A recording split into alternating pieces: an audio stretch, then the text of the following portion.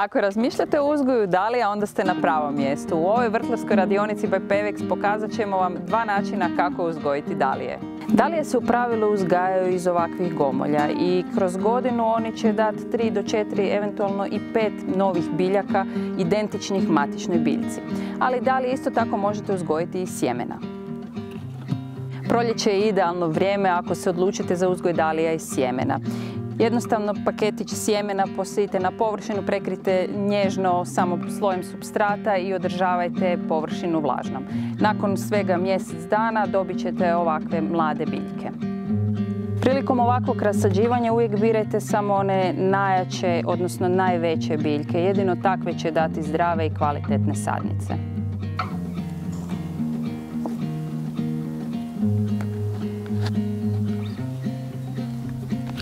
Ovako mlade biljke dalija držite u zatvorenom prostoru sve do svibnja kada prođe opasnost od kasnih mrazeva, jer ove su biljke izuzetno osjetljive na vremenske temperaturne razlike.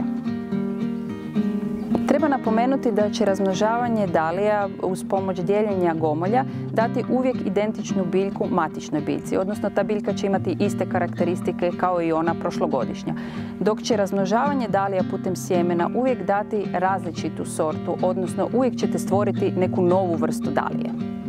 Ovakve dalije koje su dostupne po vrtnim centrima zapravo su biljke uzgojene iz sjemena i one već u prvoj sezoni proizvode cvjetove, ali i stvaraju mali gomolj koji možete dalje posaditi sljedeće sezone.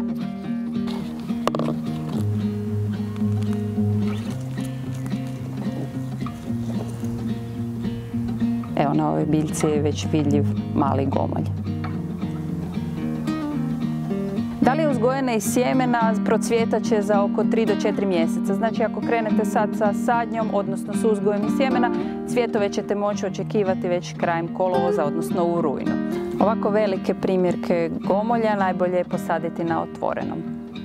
A ove sorte nižeg rasta najbolje je saditi u posudama jer izgledaju predivno. Kombinacija boja daće onaj završni predivan efekt.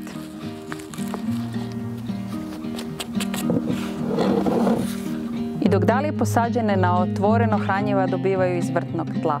Ove posađene u posudama potrebno je redovito prihranjivati, najbolje naravno tekućim gnojivima. A otkriću vam tajnu, gnojivo za orhideje čuda radi.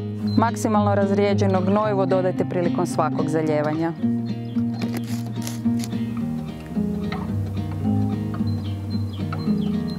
I za kraj dva mala savjeta. Ne zaboravite ocvale cvjetne glavice sačuvati kako bi si osigurali sjeme za sljedeću sezonu i samim time stvorili vlastite sorte dalija, a one velike, visoke sorte u vrtu ne zaboravite osigurati sa potpornjem kako ih vjetar i vremenske prilike ne bi oštetile i uništile. A mi se vidimo u sljedećoj vrtlarskoj radionici.